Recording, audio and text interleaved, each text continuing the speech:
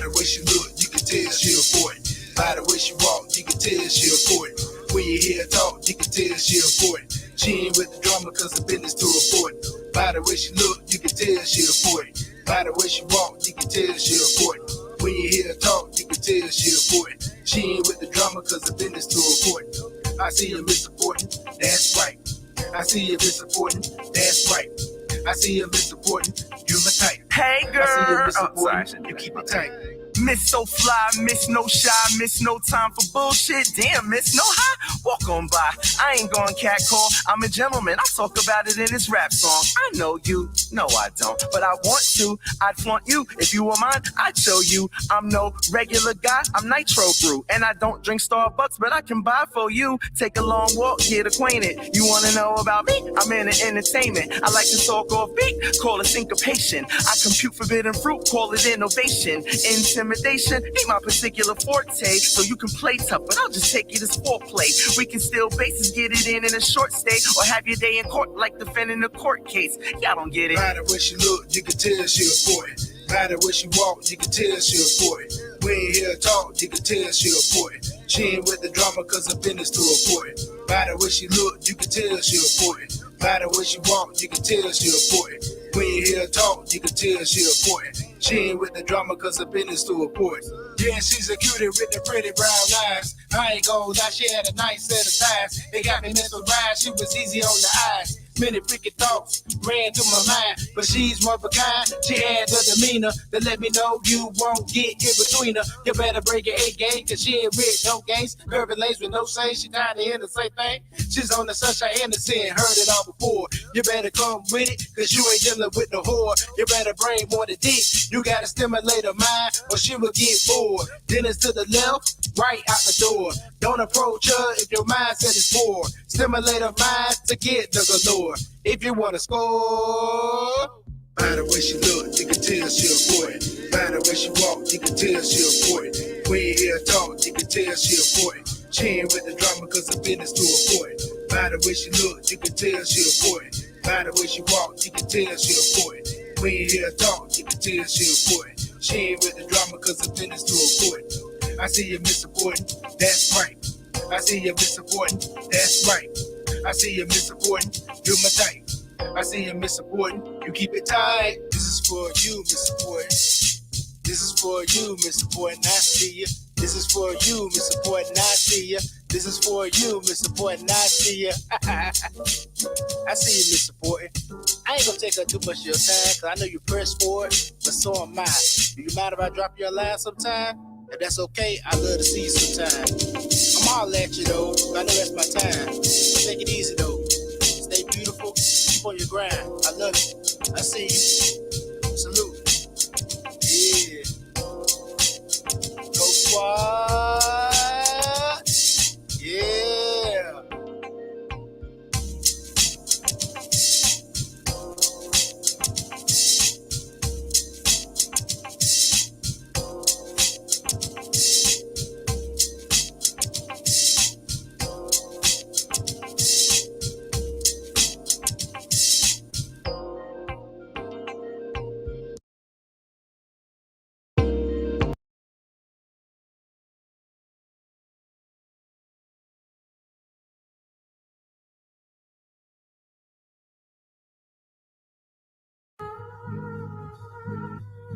Check it. Put the beat in the ankle lock, call a kiss and rock. I twist the track until the task can't handle her own slot. I'm a submission specialist, leader in a submission. I'm a submission specialist, breaking down with precision. The riddles reaching for the road, sprint for intervention. No disqualification can't stop my vision. You capping if you think you can silence my ambition. I'm a technician when it comes to submissions. Walls of Jericho, I submit you with the flow. Cripple cross space lyrics to put you on the flow. I suggest you tap out, come on stone cold. You know you're gonna pass out from the sharpshooter. Go ahead and tap out. Let the real ring the bell. Blood is dripping down his mouth. Let the medals roll him out. He's been defeated. Now called about. I twisted so much, I ripped the Achilles out. I bet they recognize me now. Low out.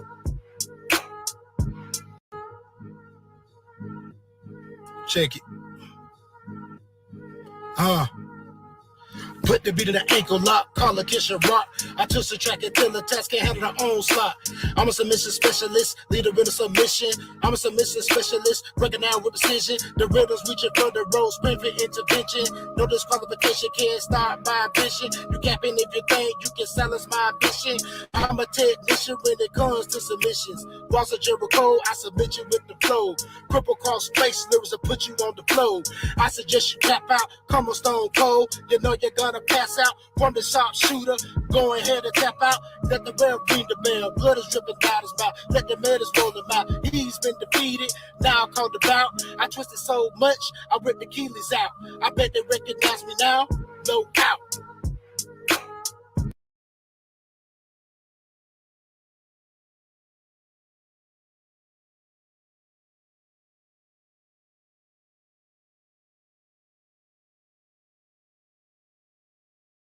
This is it.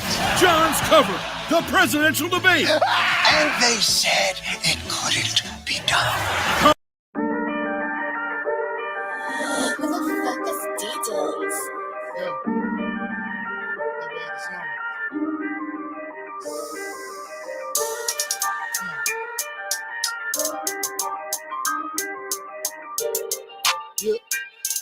Yeah.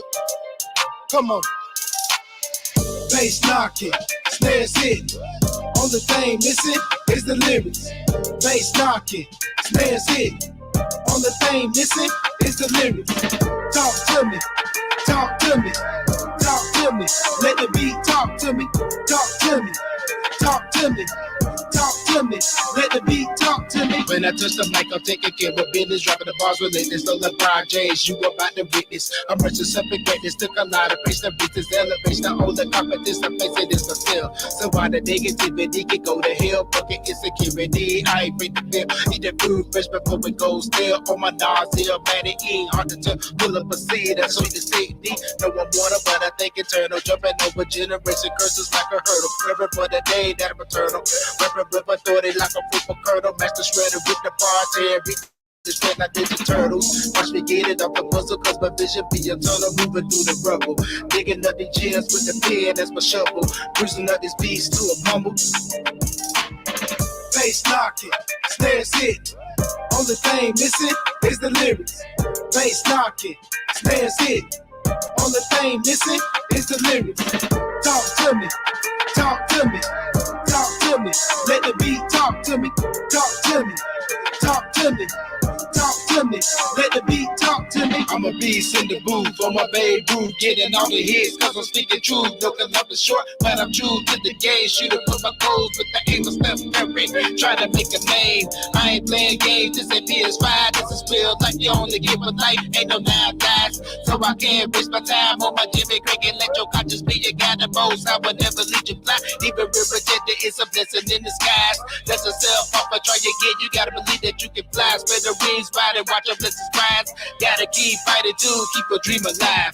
Never let the voices in your head ring, cause you got a lot of greatness within. Let the rain begin. Shine on these haters, posing as your friends, cause they just for pretend. I recommend. Bass knocking, snares hit. Only thing missing is the lyrics. Bass knocking, snares hit. Only thing missing is the lyrics. Talk to me, talk to me, talk to me. Let the beat talk to me, talk to me, talk to me, talk to me. Let the beat talk to me.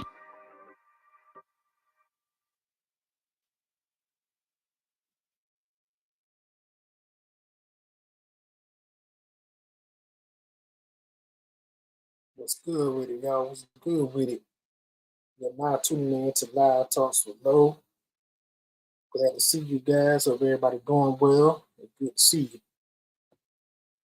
So today's show will be about talking about wrestling. I'm talking about 2 different topics.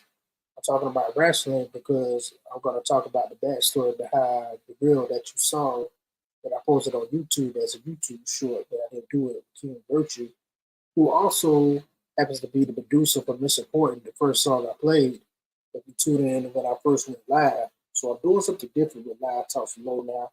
Now before I go live and get into the topics, I played my latest singles and I played a theme song which you heard just a few moments ago was Talk to Me.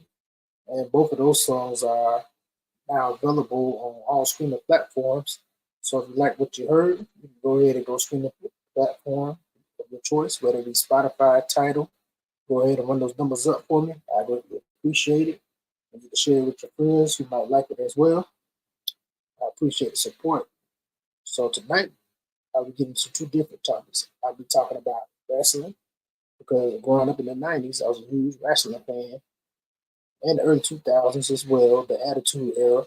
I'm that old. I was old enough to see that. So I remember the Attitude Era when wrestling was good at great storylines and some of the most iconic matches you could think of, which is going to lead into the topic because I want to talk about the scheming verse that I did when you heard me rapping and King Virtue was playing the beat. We were side by side doing a duet. So I want to talk about that as well, of what the backstory was behind that and how did I come up with that verse and what inspired me to write that verse. So I'm gonna get into what inspired me to write that verse. But if you're just tapping in with me, I got a question up here. Who was your favorite wrestler growing up and why? I'd love to hear that.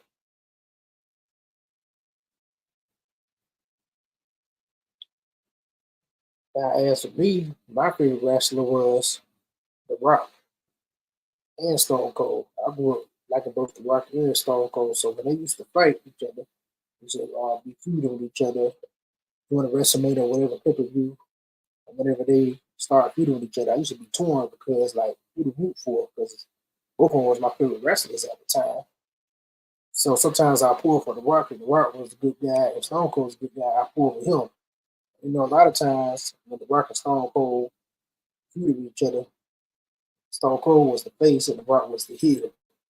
And if you're not too familiar with wrestling, the face is the good guy and the heel is the bad guy. So The Rock usually turned to the heel, but I still like them anyway.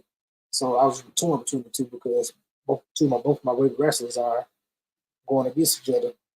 So it used to be crazy. And some of the most iconic matches that we had in WrestleMania history with The Rock and Stone Cold fighting each other at Backlash, and then they fought at WrestleMania. And then they fought at another WrestleMania as well. I think I think Stone Cold won the first one. I think The Rock won the second. If I'm not mistaken. I got to go back and watch it again. It's been so long ago since I seen it though. But anyway, now what led to me doing that verse that you heard that I was going to do it with King Virtue, where I write about put the beat in the ankle lock, collar kiss your rock. So how that came about was I'm a student of Just Right School of Bars, which the professor is Comic Book Cam. So make sure you tap in with Comic Book Cam if you'd like to be a student as well of Just Right School of Bars. So I've been a student there for about a year or so, and I've been working on honing my craft, learning different rap techniques, you know, for other like-minded individuals who also have the passion for the craft of hip hop.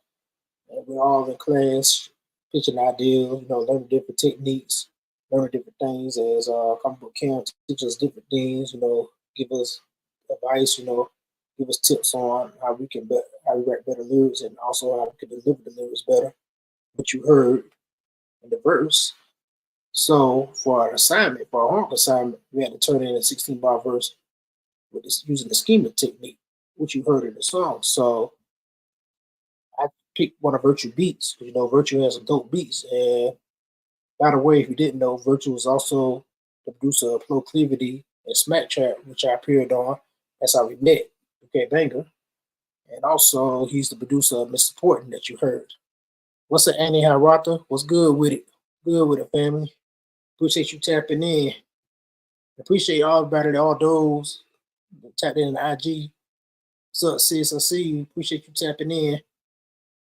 Oh, definitely, definitely. That beat was super dope, which is why I picked it for my homework assignment. So I picked the beat for my homework assignment, and I was thinking of like, well, I gotta write the scheming bar first. So I'm like, what scheme I think of? So you know, I kept listening to the beat, and before I had wrote some lyrics previously, kind of you know just messing around a little bit, and you know it just came to me. It's like put the beat in the ankle lock, call it Kisha Rock. So I was like, well, there it is. So I'm making it like I'm wrestling the beat with my bars and my flow. So I exaggerated to make it look like make it creative. So I was like, well, I was a huge wrestling fan, so let's see what I come up with. Then I come up with some more bars to go along with it. And I just a track of Tiller Taps. Just a track Tiller Taps can handle their own slot. Lead the rhythm in submission. I'm a submission specialist. Lead the rhythm submission. I'm a submission specialist. Break it down with precision. So how I did that right there was that's a scheme right there. So since I had to come up with a scheme for the homework, that was a theme that Comic Book Camp gave us. So I was like, well, there it is right there. So that's the scheme. I'm talking about submissions. So everything I mixed around was around submissions or wrestling in general. So you also can do multiple schemes in one verse. I don't know if people might have caught that, but if you're very passionate about hip hop or you're an artist yourself and you're very advanced, I'm starting to be even more advanced with my lyrics, you'll notice that I have multiple schemes in one verse that it got double meaning. So one might say the scheme was wrestling, another one say submissions. So I tended the scheme to be for submissions, but I end up also attending it to be for wrestling too. So it had a double meaning. It had like a double meaning, so it's like a double scheme almost. If you want to take it, if you want to call it that. And I base the bars around the submissions in the ring, like when I say it's the trap until the taps can handle their own slot, Ken Shamrock was a submission specialist. So he used the ankle lock was his finishing move. So he used to put wrestlers in the ankle lock, twist the ankle. So that's where I got the twist the track from. So he'll twist the ankle lock until they tap. So they used to tap to that. So they used to tap out and the match is over with. And then I go down later in the verse where you hear, I was a submission specialist, breaking down with precision. So submissions and precision, Ken Shamrock was also very precise when he submitted. Made his opponent submit. He's very not suffice, but precise riff where he twisted the ankle to make his opponent submit. So I find that very interesting. So I felt that went along with the verse as well. And then I built off of that. And then that's when you heard me say, I'm a technician when it comes to submissions. Then I say the walls of Jericho, I submit you with the flow. Now, if you're familiar with wrestling and you watch Chris Jericho, his finishing move was the walls of Jericho, which is another submission move. So I named 2 submission moves.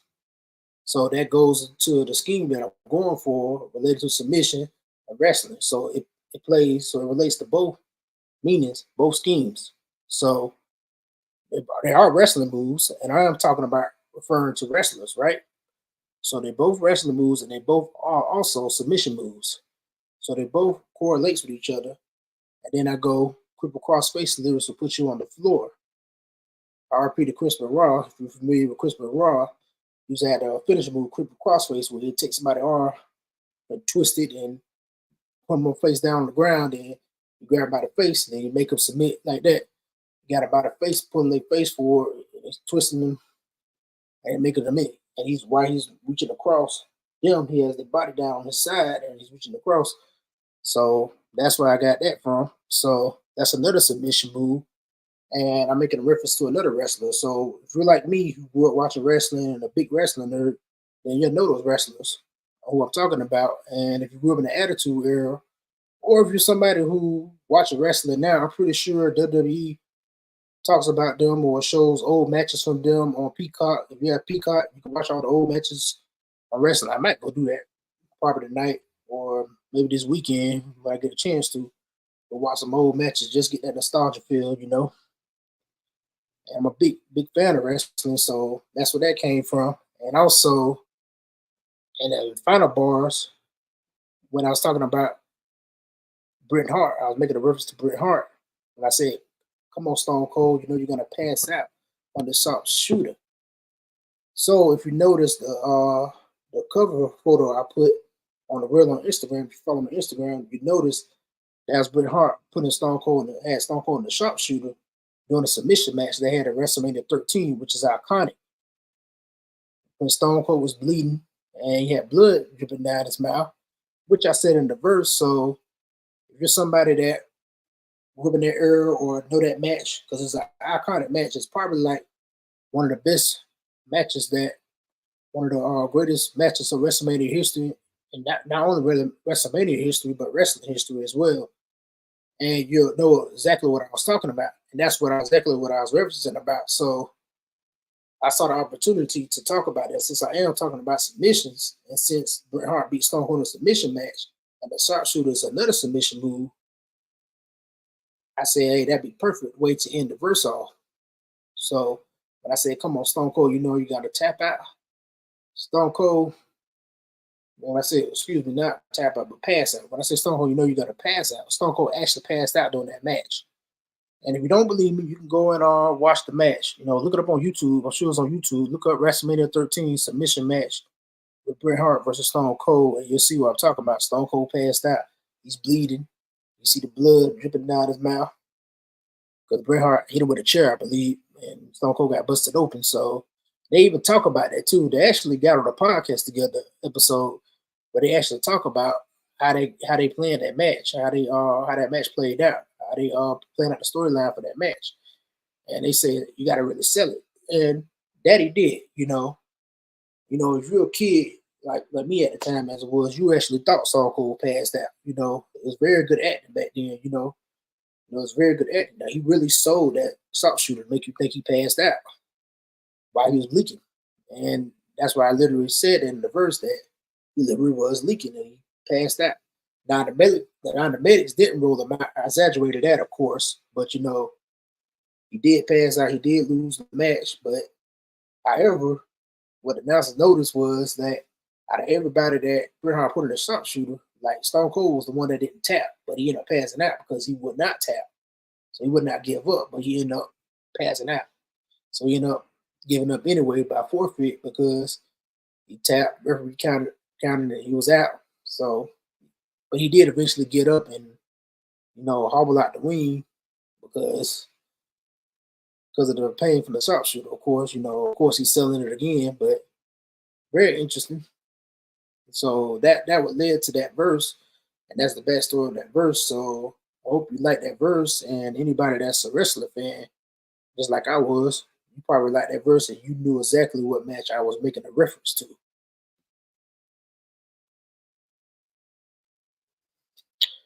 What's up, real T-Wiz? What's up, Christine Grant? How y'all doing? Appreciate everybody tapping in on IG. Absolutely, and how the beat was dope. And if anybody wants to join me, you can join me also on the StreamYard as well. I'm going to leave the StreamYard link up here so you can come and join me in the studio if you'd like to jump on and talk about wrestling, because I'm posing the question, who was your favorite wrestler growing up? I said my favorite wrestler early growing up, which was The Rock. And also, I was a big fan of Stone Cold as well. And I talked about how I was torn between the two because they used to feud a lot. So when they was fighting each other, I didn't know really who to root for because both of them was my favorite wrestler wrestling. So it's kind of hard to choose who, you know, because if I'm rooting for the other wrestler, I'm going against my favorite wrestler. So, you know, WWE is very good at that time with the storylines, you know.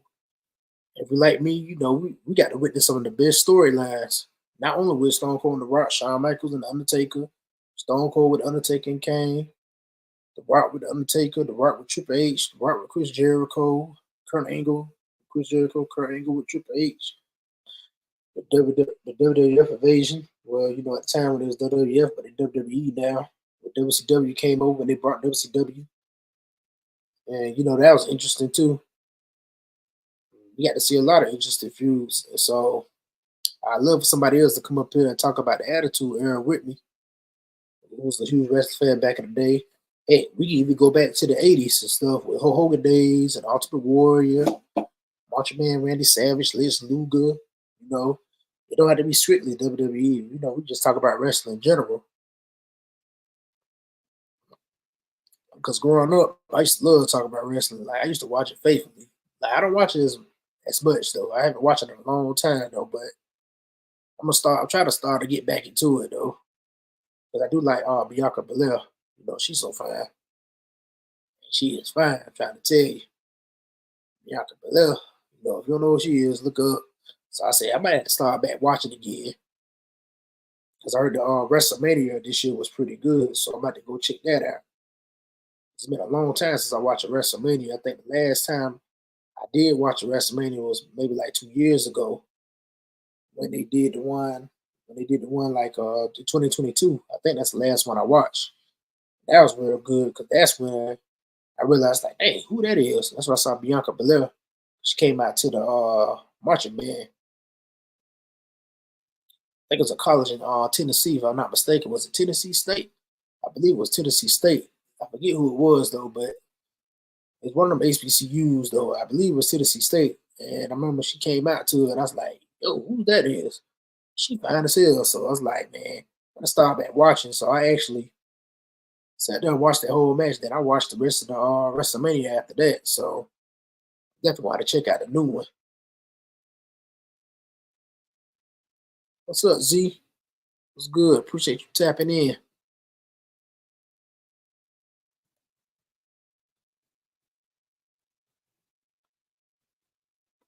So I'm gonna drop this link in the chat.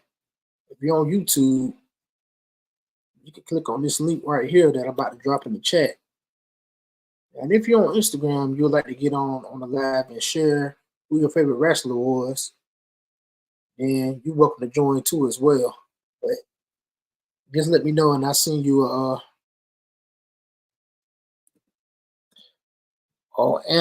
Annie Hiawatha said, did she say she was Beyonce's cousin? I think so. I'm not too sure though, but I know she's from Tennessee, if I'm not mistaken. She's from Tennessee, and she used to run track too. And if she is Beyonce's cousin, then I can see why she's so fine, because Beyonce fine as hell too. So you can see why. So I see it runs in the family. So I just dropped the screaming link to join me in the live on the YouTube chat. And if you're on Instagram, send me a DM and I'll send you the link so you can join me here on StreamYard and you can join me live and you can talk about who your favorite wrestler was growing up. Or you can share what your favorite match is. And matter of fact, I just want to say a shout out to Annie Hiawatha for putting the idea in my head, earlier. I don't know if earlier you saw my stories on Instagram. I asked people to vote on the poll which topic they'd like for me to talk about. She said, I think you could talk about both of them. So I was like, she put the idea in my head. So I said, hey, I'm going to go run with that. And anyhow, Walter said, I used to love to watch with my grandfather. He liked Andre the Giant and Ric Flair. China was the first female I saw. That's dope. Man, you taking it real back. Taking it way back. Old school. Andre the Giant and Ric Flair. Ric Flair wrestled for a long time. He was even in the Attitude Era. He even came and wrestled too in WCW days with the figure four leg lock.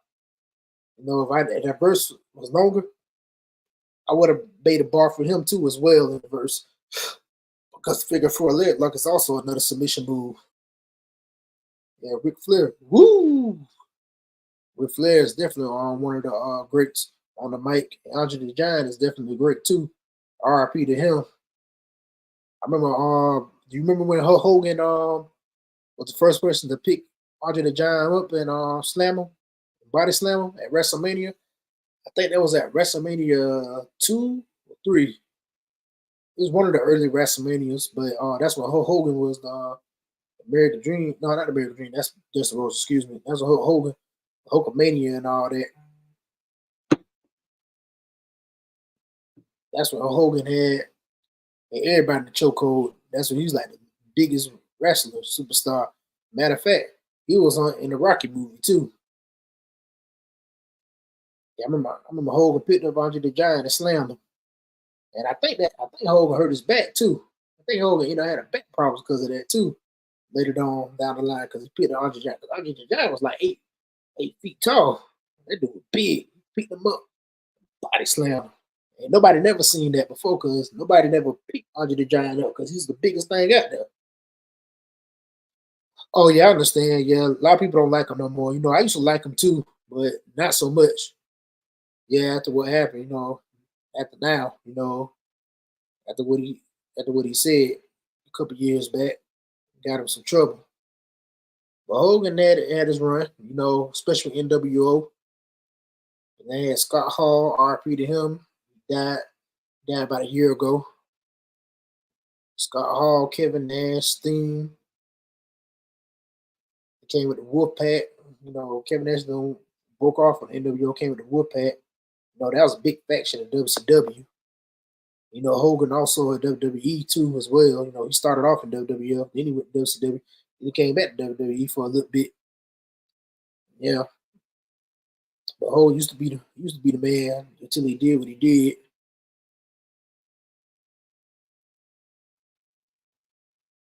Who else used to watch? Annie?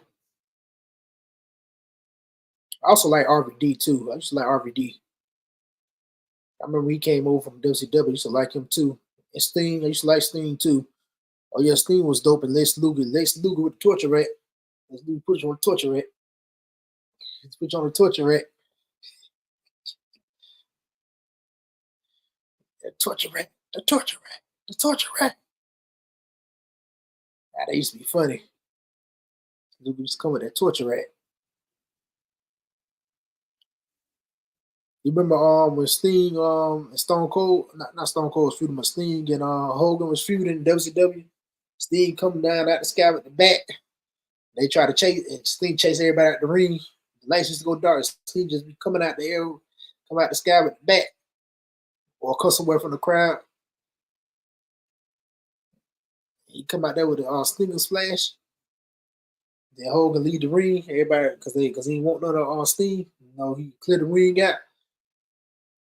But it used to be the days.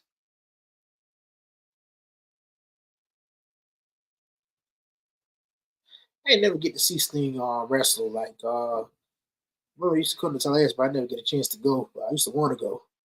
But I did get to finally check out one wrestling show when WWE came to Tallahassee back in 2009. I actually ended up getting my vehicle towed too that night too as well. They towed my vehicle at the sales center because I tried to park across the street at some apartments. So they said, hey, we'll be out by then. So, trying to get that free parking. I should have paid that $30 for that parking or however much it was. I'm older laughing loud, but Dusty Rose was big in the A. Oh, yeah. I remember Dusty Rose. Dusty Rose still was wrestling. Matter of fact, Dusty Rose was wrestling. My mom was watching wrestling too. Dusty Rose, RP to him too, because he died too. I remember Dusty Rose. Matter of fact, I saw Dusty Rose. Actually went to an event. My cousin Tony, he used to wrestle.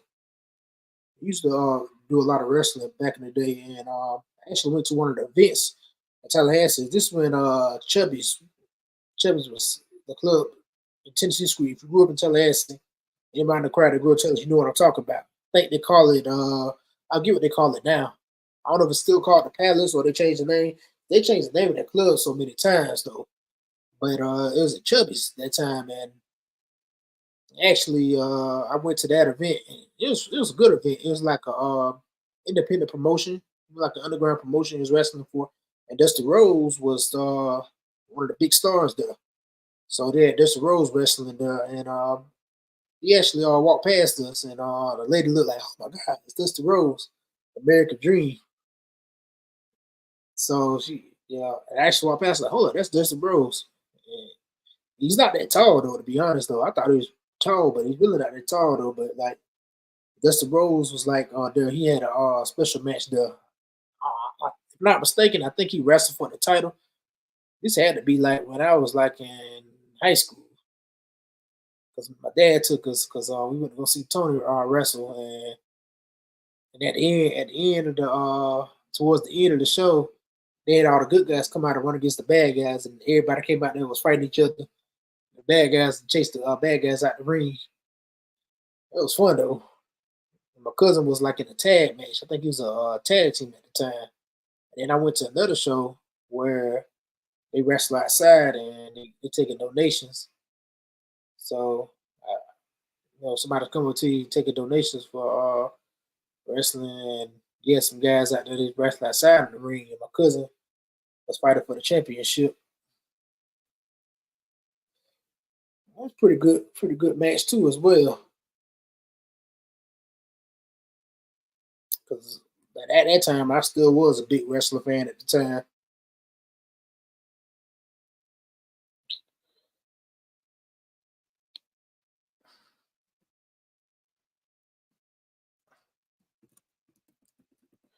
Nothing wrong with Dusty Rose though.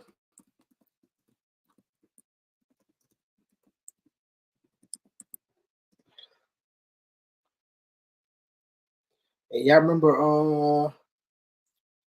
remember Shawn Michaels, the Generation X. I remember, if you was like me and the kid at school, we used to go around telling each other suck it, back in the day.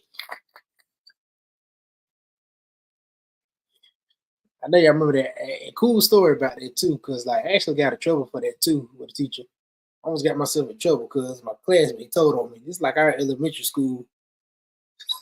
So I had just got in trouble for I forgot what it was. I got written up for something. I got a bad note or something. This is like elementary school. So I don't know if you remember the doors they had like the glass windows through it, right? Like people you could peek through the window, people could see you and they could see you too. So after I got outside, I got my note. I was mad. And I went to the window and I told her suck it. And then my classmate said, "Ooh, sure I told you to suck it." I said, "No, I did." And she told her we did. The teacher came outside. It's like, "Did you tell me?" Say, "Do you want to know?" I said, "No." I almost got in trouble again. I actually did tell her that, but my classmate, but she didn't see it though. What I told her, my classmate really told on me. I know that's childhood back then. I mean, I feel sorry for some of these kids though. They don't get the chance to, they don't get to enjoy some of the stuff. Yeah, I told her that. Yeah, Annie, I told her that. If you grew up in the in the late '90s, in the '90s, and early 2000s, then you know what I'm talking about. That used to be a big thing. You get mad at like, man, suck it. You used to tell people suck it. Huh. And I almost got in trouble for it too. Like I almost got written up for that too. Classmate snitched on me. I was like, "Ooh, Sharon told you to suck it." I'm like, "Damn, why you telling?" And then also, this was Stone Cold was big too. So you'll tell people, you'll flip people off too. Somebody made you mad, you flip people off. Like, but it's just interesting the things that we did growing up. You told somebody to tell you, somebody made you mad, you flick them off, you give them a middle finger, shoot the middle finger like Stone Cold. Man, wrestling used to get us in trouble. Did at sleepovers, you had sleepovers, we wrestling too. Somebody jump off the couch like it's a turnbuckle or something, doing the elbow, or somebody doing the people elbow drop, or somebody rock bottom somebody, or Stone Cold stutter somebody. Somebody try to hit somebody with a pedigree. They talk about do not try this at home. Well, we did try it at home, so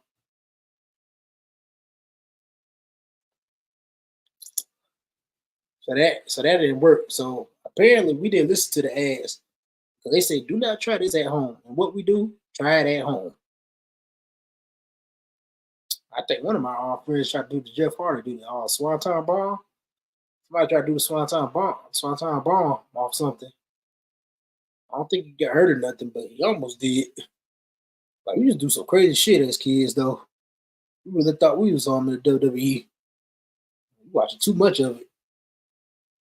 Trying to put each other in the ankle lock, put each other in the walls of Jericho, or give somebody a leg drop, or give somebody jump out the super kick somebody, or pedigree somebody, or rock bottom, do the people's elbow. Used to do the eyebrow. Used to be calling each other jabronis, or you Rudy Poo, all types of shit. We some badass kids. I promise. I swear. But now they can't even. Now I heard now it's not even like it was when we was kids. Like now they try to censor everything. I'm like, why y'all censoring everything? We turned out all right. I think we did. We turned out all right. Despite what we seen, I mean, like they ain't gonna stop kids doing for what they doing. But I mean, you might as well let them see it. So like, we saw all that stuff. We heard all that cussing and wrestling, and look how we turned out. We still turn out to be real raised adults. And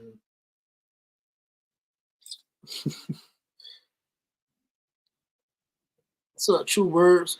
What's up, Z? What's up, Kai? I don't know why they are just trying to censor everything now. I mean, we grew up like that. That's how we grew up. I'm like, now just everything's so sensitive about everything now. They try to cancel for everything. So now they can't even hit nobody with a chair. Do they still hit people with chairs in wrestling? Or they still have hardcore matches or ladder matches? I think now it's just watered down, probably not like it was with us. I mean, like we saw a ladder match, man. They used to be going hardcore. I mean, I know it's not real, but they ain't hold no punches back, but them stunts used to be them stunts are real, and the moves are real, like they told you. But back then it was very entertaining to watch. They put on a show. They put on a good show. They left they all out there, so but now I think they might water it down now, but I could be wrong. I haven't watched it in a while. I have to watch a ladder match in this new era, see how it goes. But I dropped in the chat a link to join me on the live. If you want to join me on the live, if anybody want to join me on the live, you can join me on the live. But that's enough about wrestling. I'm going to talk about this new topic tonight. And I want to talk about what are people's thoughts about Kendrick Lamar headlining the Super Bowl. Me personally, I think it's a dope move by the NFL and Jay-Z. I think that was a smart business move. But apparently others feel differently. I seen the comments, the posts about it. When the post went up yesterday about Kendrick Lamar headlining the Super Bowl, and I spoke with my homie Keys to the Game. Also check him out too. He's also very good at helping artists out with information, tips how to make it in this music game, how to cut through the noise. Make sure you get at him. Tell him Low sent you. I was also took one of his courses. I forget the name of it, but I took one of his courses a couple of years back during the pandemic, and it was a very good course, and it helped me out quite a bit. So make sure you get that Keys to the Game. And we was talking about it earlier in my DM about the conversation. He DM'd me. We was talking about it. He asked what my thoughts was. He said that'd be a good topic to talk about live talks of low, which I brought it up. So I think it's a good business move. In my opinion, I think it's a good business move. Now, some others were saying like, well, it should have been Lil Wayne because he's from New Orleans. The Super Bowl's in New Orleans. Lil Wayne is from New Orleans. Yeah, I can understand what people are saying though, but come to find out, I saw a post, seen something about earlier. I was scrolling my feed. I seen something about they saying New Orleans didn't want Lil Wayne. They didn't pick him either. They picked Kendrick Lamar too as well. So which leads to me saying that I think it's a great business decision by the NFL, which Jay-Z is in charge of the halftime show now. And I think Jay-Z is a businessman. Jay-Z told us he's a businessman. So he's gonna get them ratings, and they put him in charge, and he wants to keep running the show and keep getting that money. So guess what? He gonna put whoever out there that's with those ratings. Not to say Lil Wayne ain't popping and Lil Wayne won't get it popping, but I mean Kendrick Lamar's hot right now. So he has a son not like us. So of course people want to see that. You got some people saying, "Oh, I don't want to see I don't hear Not Like Us at the Super Bowl." I mean, you might not want to. You might want somebody else, but you're gonna hear the song because it's hot right now. And that's a diss song. It's a diss song, but it was the number one song. It's the number one song in the country. If it still is, I mean, so they definitely want to play that at the Super Bowl. It's hot right now. It's what people want, and I think they went with Kendrick Lamar because Kendrick Lamar has more of a universal audience. So they went with who's popular. So he has that pop feel too as well. So a lot of the artists that's up there now has that pop feel. Like they did the Super Bowl with Dr. Dre, Snoop Dogg, 50 Cent, and Eminem. They know what they're doing. They brought ratings. So that's why I felt like the NFL made the right decision with going with Kendrick Lamar because they want those ratings. So of course people gonna come watch the halftime show. Kendrick Lamar is one of the hardest artists out right now. So So people who don't even watch football probably going to tune in that night just to see the halftime show. Even if they don't watch the full game, they might watch the first half just to see the halftime show, so they don't miss the halftime show, and then they dip out. Or you might have people who don't even care about football but will buy a ticket because Kendrick Lamar is coming to their town or they live nearby. They just want to see Kendrick Lamar perform.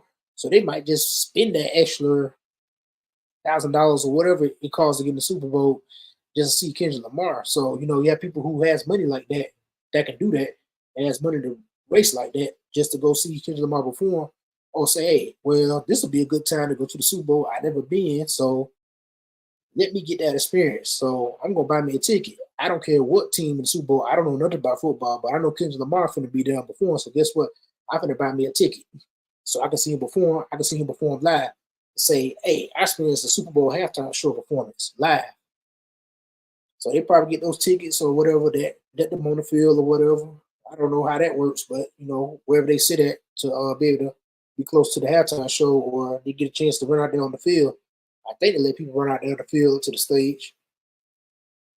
I don't know if they get selected or they they pay their way to get there. I don't know, but you got people who gonna do that. So it's ratings and money. It all comes down to business. Don't get me wrong. I get when people say they felt like Lil Wayne got cheated, or you had Birdman and Nicki Minaj saying, "Hey, Lil Wayne should have got picked," but it comes down to business. It's all down to business. Not to say Lil Wayne's not talented, because of course Lil Wayne, he's a legend too. He's a big artist too as well, but he's not hot right now. Kendrick Lamar has the hottest song out right now. Not because he has DNA, so he performs some other hits. He could do humble, so people are gonna come out for that. So that's a business move because not everybody might not know Lil Wayne music or might not know his latest music. They know his older stuff, but people want to see Kendrick Lamar, so that's what the people want. So they felt like the NFL went with who they thought the hardest, which is a business decision. So it's a business decision at the end of the day. So sometimes business might hurt feelings, but that's how it go. Who's to say maybe later on Lil Wayne will get the headline of Super Bowl? I mean, it's just not in New Orleans, and it's no shot to him because he's a great artist. I mean, and to be honest, it wouldn't matter if he got up there or Kendrick came. It really don't matter. I'm just happy that hip hop is getting that dude to be able to perform at the Super Bowl because before there wasn't going with hip hop artists for a long time. For a long time, hip hop artists weren't headlining the Super Bowl, but now we're seeing it. But now it's a popularity contest. They're gonna go who's more popular. So right now, Kendrick has the more popular music. That's it. It's not based off strictly talent, and they both talented artists, by the way. So don't get this misconstrued that both men are talented artists. So either way it would have worked, but I think the NFL went more for the business side because the simple fact, Kendrick gonna bring more ratings. So they want to get the most ratings because at the end of the day, they need those ratings. So whoever channel is showing the Super Bowl, they want those ratings. NFL got to get those ratings. Jay-Z got to get those ratings. Jay-Z got to bring that money, get that money in, so he can getting paid by the NFL and keep getting in that position to pick you want to put up there, so they can keep putting him in charge of the halftime show. So it all comes down to business decision. Now, I love to hear other people's thoughts. Some people might argue their thoughts, say, "Hey, Lil Wayne still could have got it. He could have just got as much ratings as Kendrick." So I don't know, but I think it came down to a business decision because it's a business. It's the music business. So a lot of times it's not about talent, just business. Who gonna bring me the most ratings? So that's Kendrick Lamar. In this case, Kendrick Lamar got that battle right now.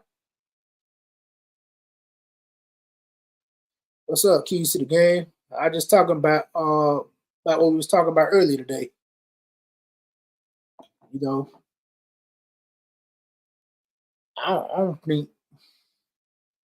don't think Jay-Z was wrong for it. Everybody that's screaming it, I'm like, you're looking at it from an emotional standpoint instead of a business standpoint. It's a business. He went with the business, and just think about if you in issues or think about anything or think about you got to make a business decision. You can't go based off your emotions. That's why they say emotions don't belong in business. I think people are looking at it from an emotional standpoint opposed to a business standpoint. This is a big time game. It's gonna come down to the business. They're gonna need those ratings because let's just say if they did go with Lil Wayne, all right, people still will come, but I don't think as many people might not come because of the simple fact, people in New Orleans will come, but you want to attract more than just people that's in the city. You want to attract people outside too, because it's a bigger picture of things. Because you just don't want to grab hip hop fans. You want to grab those pop fans, because the fans that don't really listen to hip hop, but then they know who Kendrick Lamar is. So guess what? They're gonna come out too. So they're gonna spend money. You want to get those rich kids. Your parents say, "Oh, mommy, hey, look, Kendrick Lamar's coming to Super Bowl."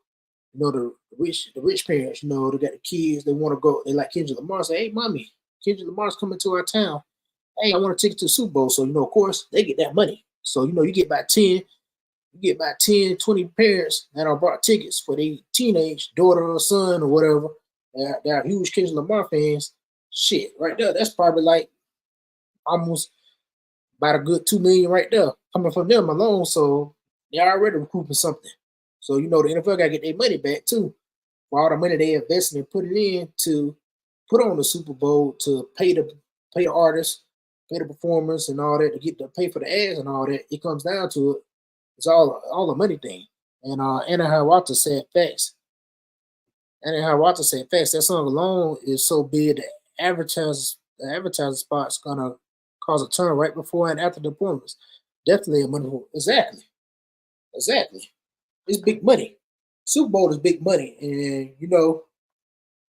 it. Don't get me wrong. I can understand why people say. I can understand why people say they think the one should get it because that's his hometown. He's from New Orleans. Yeah, it would make sense for him to go there, but it makes sense. But logically, come on, business wise, it won't make sense because you're missing out on potential billions by going off emotions of how people are going to feel instead of making a business decision of going with Kendrick when he's the hardest artist right now. He has the hardest song, and that song alone is gonna be big for advertising spots and gonna cause a ton. So, and not only that, you got to think about the commercials that happen in the Super Bowl too.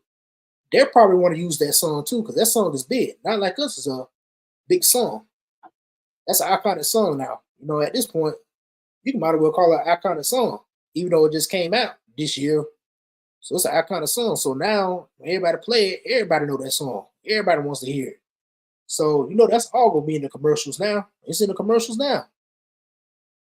You can hear that in the arena. So every arena playing that now. So it's like he's making so many royalties off of it. Whoever involved with that song, they eating right now. They getting big checks. I guarantee it.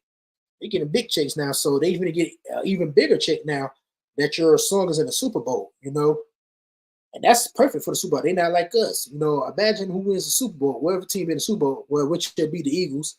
I think my Eagles gonna go ahead and pull it out this year. I'm hoping my Eagles pull it out this year. See, I got on my Eagles hat. No, let me not say that too loud because anyhow, Walter in the audience, she a Falcons fan. We played on Monday, so let me not say that too loud. I don't want to jinx my boys though, but that song is so big, all the advertising spots gonna want to use it. So guess what? That's more money that NFL will be missing out if they don't put them as a headline. So why not? They're gonna get that money too. Because the company say, "Hey, I want that song in my commercial for the Super Bowl." Because we watch the Super Bowl for some people who are not football fans. I watch it for the game, the commercials, and I want to see the halftime performance because I love music too. And I'm an artist myself as well, so I want to see the halftime performance too.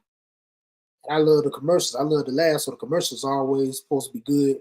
And also, I want to know what new movies coming out. So always on the Super Bowl, they always show the hottest movies that supposed to be dropping out in the summer.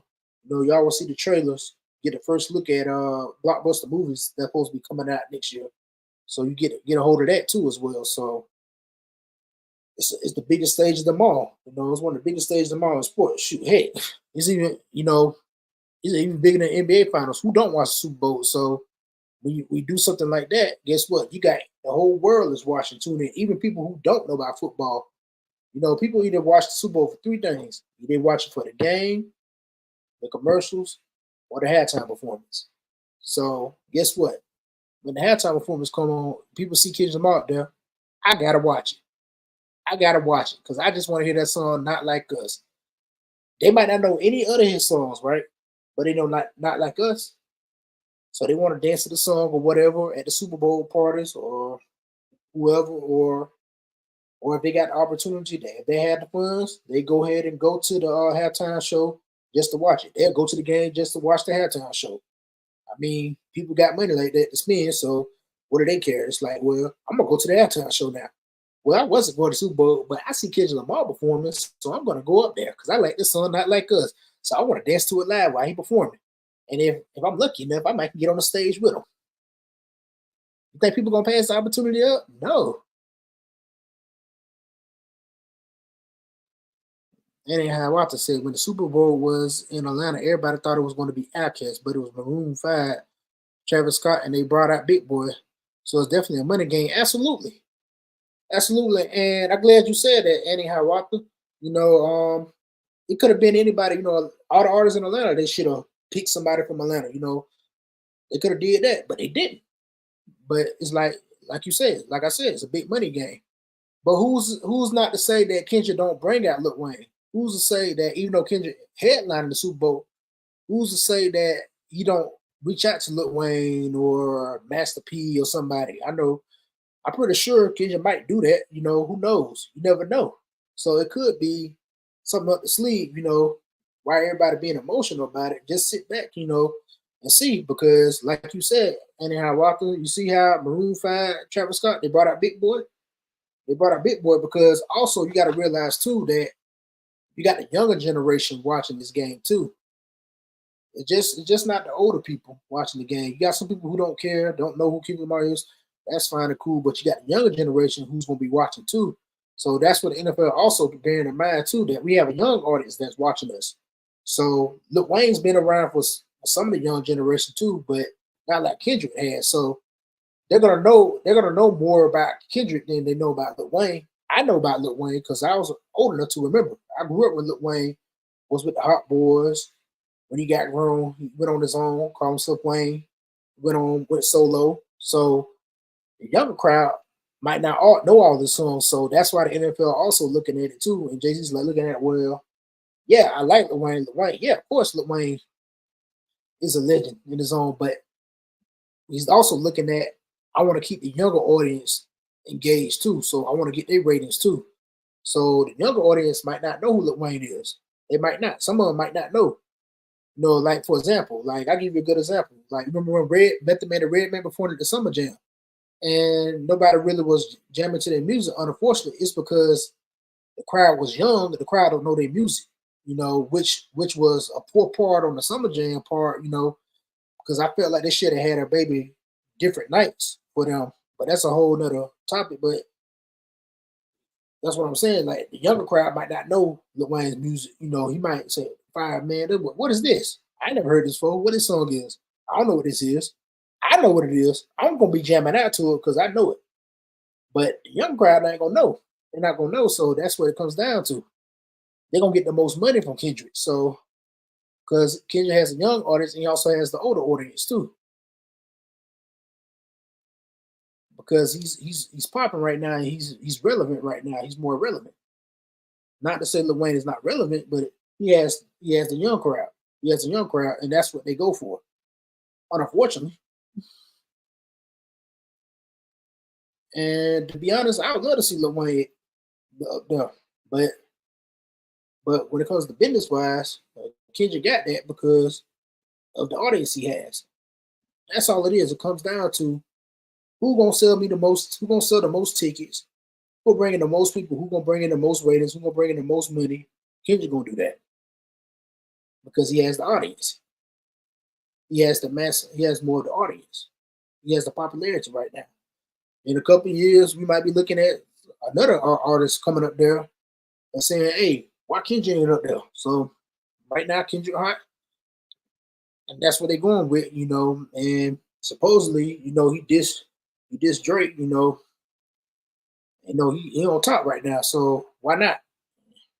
They know what they doing. They ain't dumb. They know exactly what they doing. NFL ain't stupid. They know what they doing. It's like, yeah, get Kendrick Lamar, Bill. We need all the ratings we can get because the ratings dropping. So why they get the ratings? Oh, let's get the hip hop. Let's get the hardest artists out right now. Let's put them up there. It's all a money grab. That's all it comes down to, a money grab. But who's to say? Kendrick get up there a headline, then he pulled the Wayne up there. He can pull Birdman up there. He can pull Master P up there. He can pull the Hot Boys up there. Who knows? Who knows?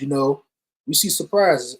Who knew? Shoot, when Dr. Dre came up there, I didn't think 50 Cent was gonna come up there until I saw 50 Cent come up there and hung on stage, hang on the handlebar, on the handlebar up there. He came on stage like, hold up, 50 Cent gonna be there? Then he came out of nowhere. I'm like, oh shoot. And he did the In the Club music video. He did the scene from the In the Club music video, hand on the handlebar. Because everybody was talking about how 50 Cent was chubby.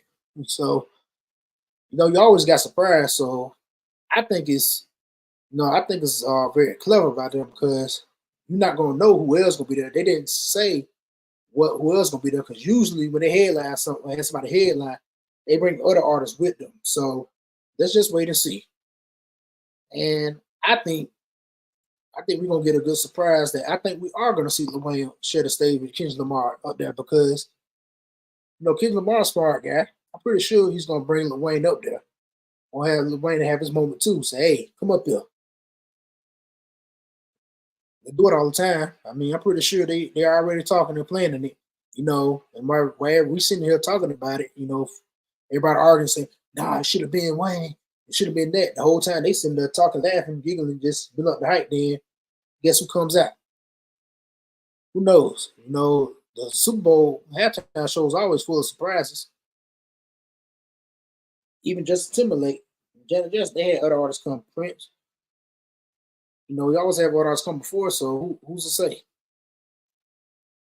So it's still early, we got to February. I mean, I know it's not that far, but think about it.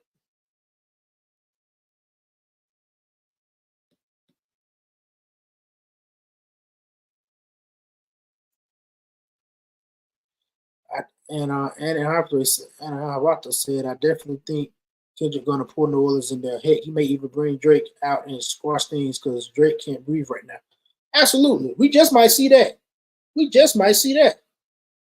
That's a possibility too. Who's to say that Kendrick don't bring the whole New Orleans up there and he bring Drake up there and say, you know what, let's squash it.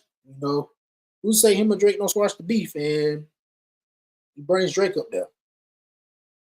That can happen. It's happened before.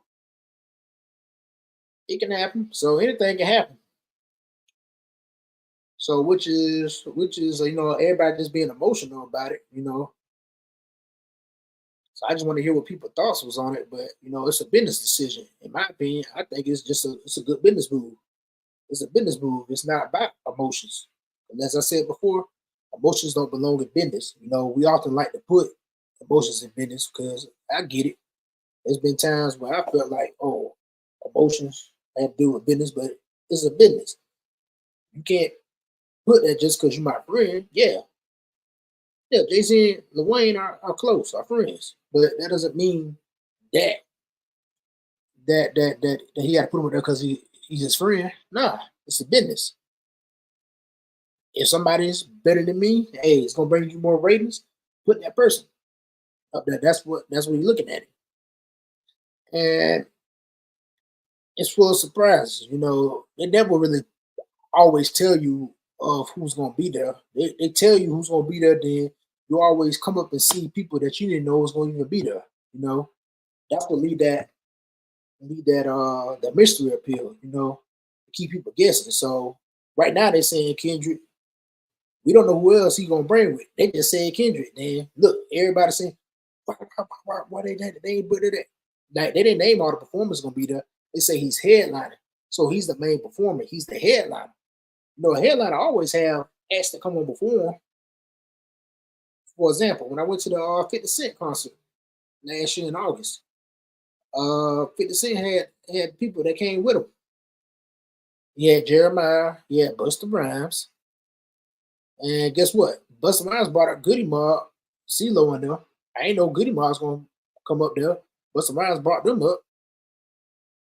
So it's always a chance that you might get a pleasant surprise, a surprise performance from an artist that you didn't know they was cool with, or even knew they was gonna bring, or even had a song with. So who knows that Kendrick and Lil Wayne right now in the studio together working on a song so they can debut at the Super Bowl halftime performance.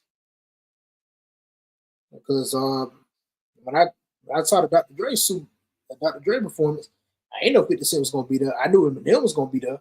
They say Eminem and Mary J. Blige. I think they added 50 later on, but I didn't know where it's gonna come. I didn't know 50 was gonna be there. A lot of people parked up. Kendrick parked up too. It's like, so you never really know because these artists smart. They know how to get the fans talking. So, Kendrick's the headliner. Okay, I'm the headliner. So guess what I'm gonna do? I'm gonna bring this artist up. I'm not gonna tell y'all. I'm gonna make it like it's just gonna be me. I'm not gonna tell y'all. I'm gonna bring all the artists, all the legends that was in New Orleans. Who's to say he don't bring Master P up there as well? Master P and No Limit and Cash Money had their issues back in the day. But who's to say you don't see them come together as one up on stage? Hey, Kendrick might bring Boosie up there. Boosie from Louisiana. He might bring him up there. Never know. But I think it's a business decision, So I think Jay-Z made the right decision. I think the NFL made the right decision. Hey, I think New Orleans made the right decision. I think it was New Orleans now. It's coming out now that New Orleans had to say so. They didn't pick Lil Wayne. So it all comes down to business. That's all it comes down to. But I get people frustration, and I get Nicki Minaj and Birdman's frustration because they feel like, hey, this is our hometown, it's in our city. Right. But it comes down to business. Now, I guess people can kind of compare that to, well, when the Super Bowl came to LA, they let Dr. Dre do it. They have an argument there, but it's Dr. Dre.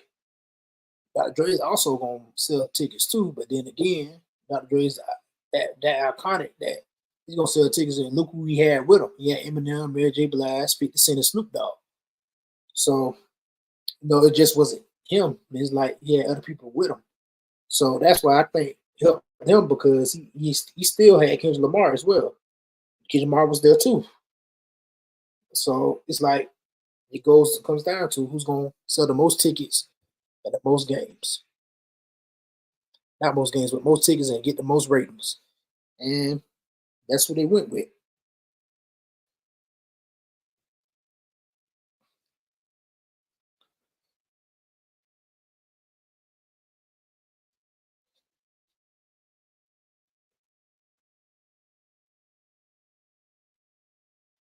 What's up, Hectic? What's good with it? So I guess I'm gonna go ahead and tap out of here. So just want to come talk to you guys about this, and hope you like what you heard. And if you want to come join me on Live Talk So Low, you know how to find me. You can find me on Instagram at Loretta's Only. You can find me at my website www.lorettasonly.com, and you also can find me at my YouTube channel. Which after I go off on the live will be on YouTube. So to watch the recaps of the live, you have to join my YouTube channel to watch the replays of the lives because the replays are coming on YouTube. And make sure when you come to my YouTube channel, you enjoy my content. Make sure you like, subscribe,